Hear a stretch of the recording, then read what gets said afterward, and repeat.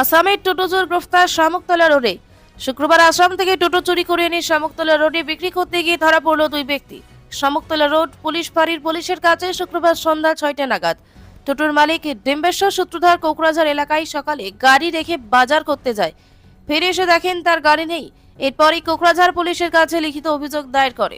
চুরি যাওয়ার ঘটনায় যুক্ত থাকার অভিযোগে আসামের ধুবড়ী জেলার সাপোর্ট গ্রামের থানার বাসিন্দা দীনেশ বর্মন এবং কোকরাঝার জেলার বালাজান থানার জাউলিয়াপাড়া এলাকার বাসিন্দা আব্দুল খালিককে গ্রেফতার করে শামুকতলা রোড ফাঁড়ির পুলিশ।